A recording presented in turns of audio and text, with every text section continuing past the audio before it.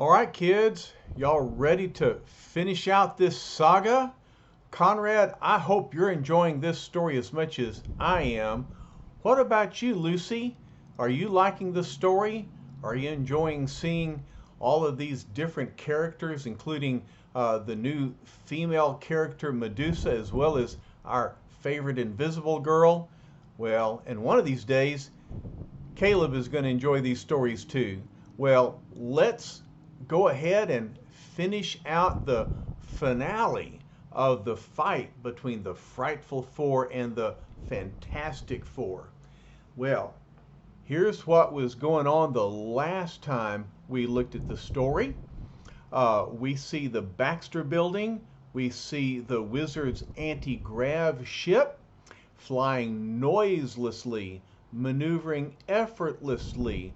The Wizard's wonderful anti-grav airship zeroes in for a landing atop the most famous headquarters building in the Western Hemisphere. All right, Trapster says, all of us against Reed Richards and the girl. It'll be a cinch. Wizard says, don't be a fool, Trapster. Fighting any part of the Fantastic Four is never a cinch. You will follow my plan to the letter. And then Sandman says, the Wiz must have grown up on old Basil Rathbone movies. Red? Talking to Medusa, and she says, quiet, Sandman. We're landing. So get ready for the big finale. Okay, big brain, says Sandman. Now that we got here, how do we get in? Richards ain't likely to leave any doors wide open with welcome signs on them. The Wizard answers, have you forgotten your own unique powers, Sandman? You will alter your body molecules to the thinnest sand particles and filter through any cracks in the roof, no matter how small they may be. Well, let's see this happen. See, that's what he does. He turns into very thin sand and slips in through the cracks.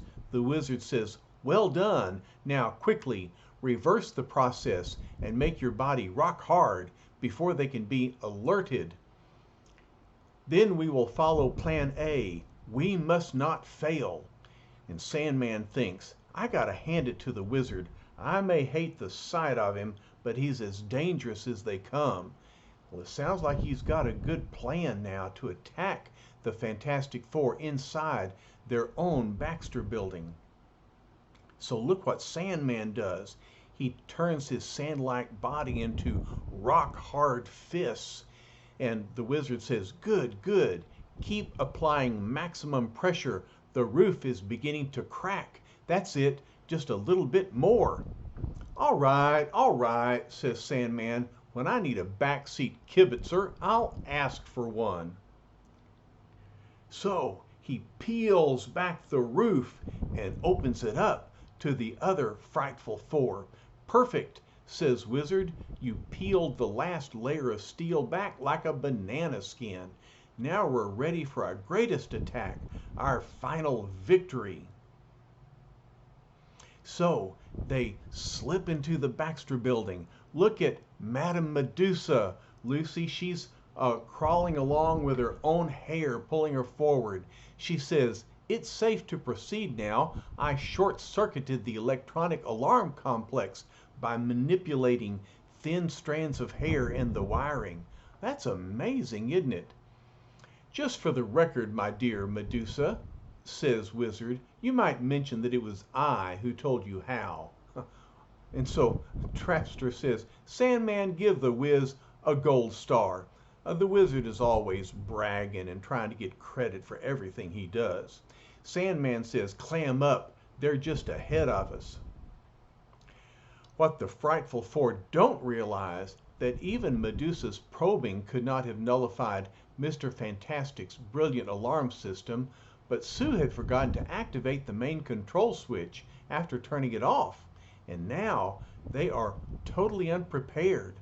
Reed is examining the thing. He says, he is alive, Sue, and I think I'm getting a positive reaction. Does that mean? Asks Sue. It's too soon to tell. but there's still a chance that I've won. My battery-powered brainwave definer shows a definite change in his basic id pattern. But, Sue asks, is it for the better or worse? How could it be worse? We certainly hope it's better. Suppose you let us answer that, asks Medusa as she slips up from behind and reaches out with her hair to grab the photograph. Sue says, Reed, look out! Medusa, Reed hollers out. They realize they're under attack. Not just Medusa, Richards, she answers. The entire frightful four in full striking force. Stand where you are, says Trapster. Come on, says Sandman, let's plow into 'em. But Wizard says no need for us to wage battle again. They won't dare resist us this time. Guess again, Wizard, says Reed. I'm ready for you this time, even single-handed. I'll fight all four of you. Not single-handed, says Sue.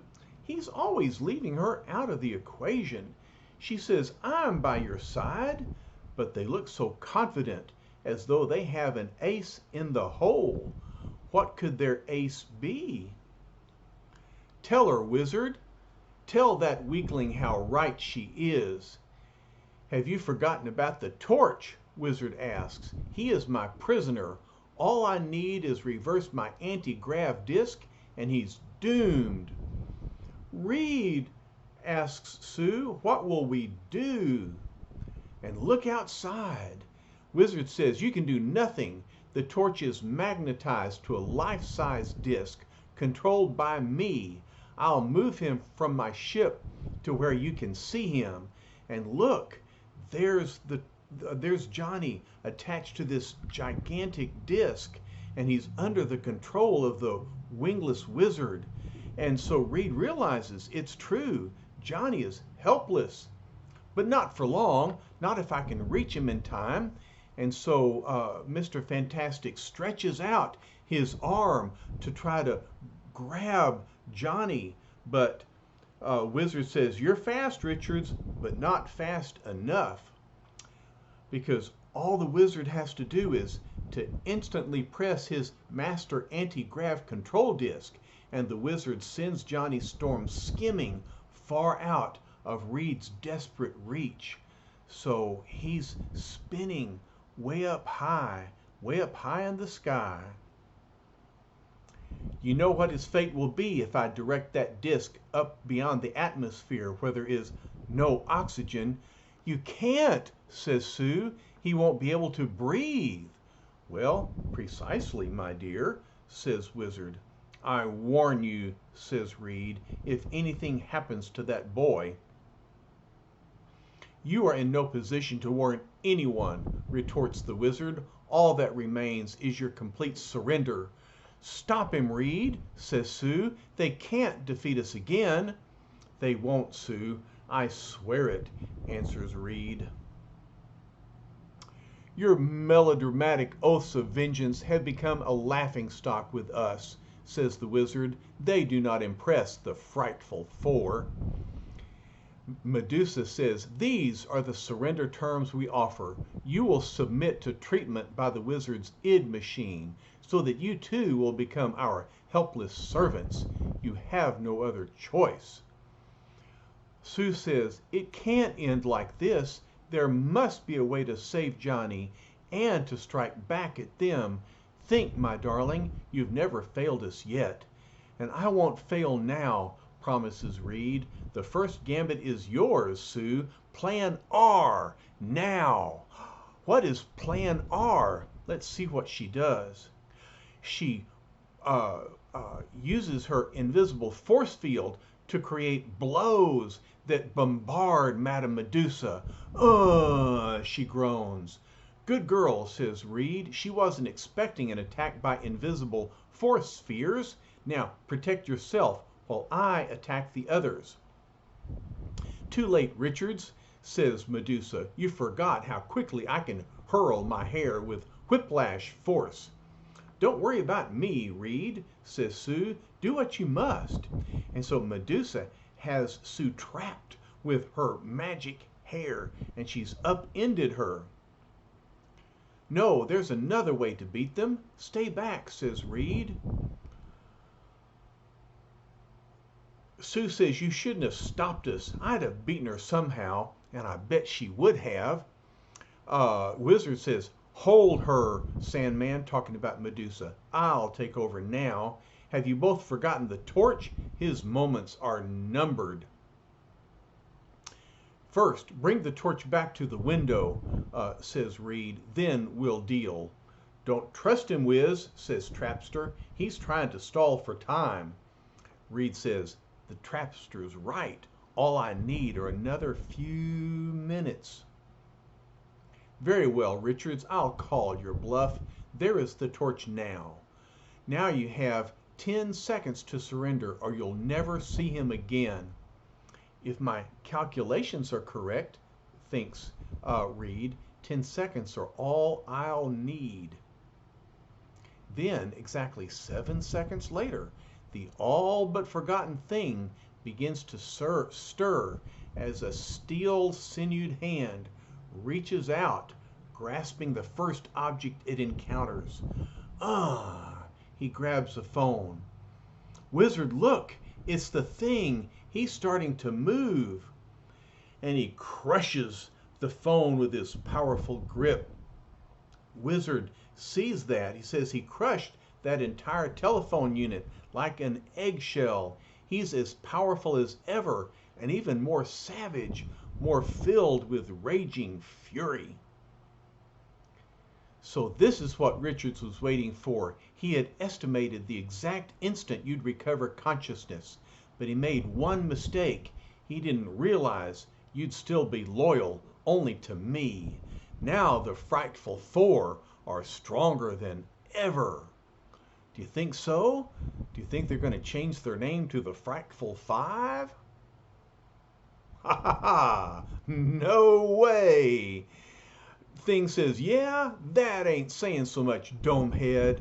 And look, he reaches out and he grabs the wizard by his anti-grav disc and he crushes it, just like he did the telephone. You fool, hollers Wizard. Stop! You're destroying my anti-grav master control. Reed says, that's just as I planned he would. Suddenly, the thing falls back to another coma, but he has provided just the diversion that a fighting mad, swiftly striking Reed Richards needs. And so he strikes the Trapster first. Wizard, look, he's in shambles. He says, the thing is out again. Now's our chance to finish Richards. Get him. Hold the Sandman, Sue. I'll take care of the Trapster. And look, Sue has the Sandman trapped inside her force field. She says, but what about Johnny? He's still magnetized to that deadly disc. He'll be all right, darling, answers Reed. With the wizard's master control smashed, the disc will have lost its power. The torch can flame on again. And that's exactly what goes on. Directly outside the 35th floor of the Baxter Building, the event which greets our eyes proves once again that among the world's most daring strategists, Reed Richards is still the unchallenged master. And so, va-va-voom! The torch flames on again. He thinks the disc has lost its power and I've regained mine. This is what I've been waiting for. And he destroys the anti-grav disc and it burns away from him. And now he's free, free to flame on, free to fly, free to fight. So he comes in the window with his flame balls bursting forth. He asks, can an uninvited guest crash your little party gang? Johnny, hollers Sue. Oh, thank heavens. You can relax your force field, sis. I'll keep these creeps busy for a while. The Sandman looks and says, the torch. Now we're in for it. I think so. So, Mr. Fantastic says, "I'll take that paste gun, Trapster. Where you're going, you won't be needing it." So he rips that gun off his holster. "This is all your idea, Wizard," says Trapster. "So what do we do now, Big Brain?" Wizard says, I don't understand. I had everything figured out perfectly. What went wrong?" Well, the torch answers that. "Just one thing, bub. You thought you were the equal of the Fantastic Four, and nobody is." Sandman says, "Stay back, Torch. We get the idea." "But look at Medusa. She says they've forgotten me. I can still escape." And she uses her hair to swing out of the window. Sue hollers out, "Reed, Johnny, Medusa swung through the window by her hair." "I'll catch her with my force field," says Sue. "Johnny, get out of the way." But Johnny says, "You've done your share, sis. Let me handle this." And so he flies out of the window and he chases Medusa. But look, she gets to the ship and Johnny sees her. He thinks, there she goes, into the Wizard's anti-grav ship. I can still stop her. But look, he's asking, what am I hesitating for? What's gotten into me? Why can't I do what must be done? Why does he not chase her down and stop her? Instead, he lets her go, and he realizes that 1 second delay was all it took to allow her to escape. Why did I do it? Was it because I didn't want to fight a girl? Or was it something more? Well, it was a foolish error, but we'll see Medusa again someday. "That was fast work, Johnny," says Reed. "I'm just calling the police now." "Wait, what happened? Where's Medusa?" Sue asked, "Did she get away?" The others didn't get away because Sue has them trapped in her force field. And Johnny says, "Yeah, she took off in the anti-grav ship. I couldn't catch it." Reed asks, "I don't understand, boy. You had enough time to reach her before she could enter the ship." Johnny turns off his flame. Okay, so I goofed for once. Get off my back, will ya?" Reed goes on, "Don't get riled, kid. I think I understand. She's an extremely attractive female." "Let it ride, huh?" says Johnny. "I don't want to talk about it." Seconds later, at the neighboring police precinct, "Hello, Sergeant Donegan of the 31st, answers the phone. "What's the problem, Mac?" The other policeman says, "I hope it's not another one of those crank calls, Sarge. There's been a rash of them all day." Sarge asks on the phone, "What's that? Would you repeat what you said, sir?" He's not believing what he's hearing. "I said," says Reed, "I've got the Frightful Four under wraps for you. 3 of them anyway. You can pick them up any time." "Yeah?" asks Sarge. "Next you'll be saying you're Mr. Fantastic. I'm not buying, smart guy." And so the policeman thinks this is a crank call, and so he's not going to do anything about it. That's silly. "Sometimes you get a day when nothing goes right," says Reed, and he's holding his head. Johnny thinks he's talking about him. He says, "Come on, Reed, I asked you to stop riding me, didn't I?" "I didn't mean you, Johnny. The police thought my call was a gag. You'd better deliver our well-trounced trio personally, kid." "Sure you want to trust me with this job after I fumbled the ball with Medusa?" asks Johnny. "Come on, Johnny," answers Reed. "Get that chip off your shoulder, partner. Nobody's trying to bug you." And so Johnny, with his flame, kind of corrals these 3 crooks down to the police station. Then, as the torch leaves with his 3 thoroughly beaten charges, "What about Ben?" asks Sue. "Will he be all right?" "I think so, dear," answers Reed. "He just needs some rest now. When he gets his strength back, he'll be the same as he was before the Wizard captured him." "You know it, Stretch," says the thing.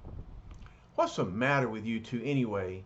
Ain't you got sense enough to hate me for what I done? Well, of course not, old friend, says Reed. You couldn't help yourself. It was that id machine. And Sue says, oh, Ben, you're yourself again now. And that's all that matters. The Fantastic Four won out in the end after all. We proved that no foe or combination of foes can ever really defeat us. Yeah, says Thing, but we sure as blazes did it the hard way. Anyway, quit mooning over me, gal. I don't want Egghead taking a poke at me while I'm just a shadow of my former wonderful self. Reed answers, nobody's taking a poke at the best man at our wedding, Ben. Hey, that's right, says Ben. I almost forgot. You two are getting hitched. And maybe someday you two will come to my wedding.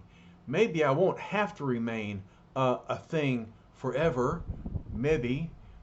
And so the Thing closes his eyes for some more sleep, but he still is wistfully thinking about a day when he's no longer the Thing, but might permanently regain human form. Well, we've seen how that works out, and we're glad to have the Thing back in all of his fighting form, right? All of his strength and his ability to help the Fantastic Four. He's back to his lovable self. Thus, as the weary eyelids of the tortured Ben Grimm slowly close, Sue and Reed clasp hands with a prayer in their hearts and new hope blazing in their souls. The end. So this is finally the end of this long saga that started out back when the Frightful Four captured the Fantastic Four and left them on that lonely island, and the Q bomb went off, taking away their powers. So they returned to New York City, and they had to fight Dr. Doom for the Battle of the Baxter Building with only the help of the blind Daredevil. But thanks to Reed's stimulator ray, he returned everybody's power to them, but of course also had to return Ben Grimm to the form of the Thing. And so then he abandoned his friends, was captured by the Frightful Four, and oh, what a story that was. But now all of that has come to the end. Like the title says, lo, there shall be an ending. And fortunately, it's a happy ending. Well, what happens next? How can we top this great saga? Well, wait till you see what is next. It's one of the greatest stories ever. It's the wedding of Sue and Reed. And of course, they're going to invite all of their friends who are all the superheroes, the Avengers, the X-Men, Daredevil, and Spider-Man. But you know what? Dr. Doom is going to be there, and he's going to assemble a crowd of villains to attack all of the heroes at the wedding. It's one of the greatest stories I've ever read, and I cannot wait to tell y'all the wonderful adventures that we have at the wedding of Sue and Reed. All right? So that'll happen soon, but in the meantime, I hope you're enjoying these stories, and I'm sending you my very best love. All right? Talk to y'all later. Bye-bye.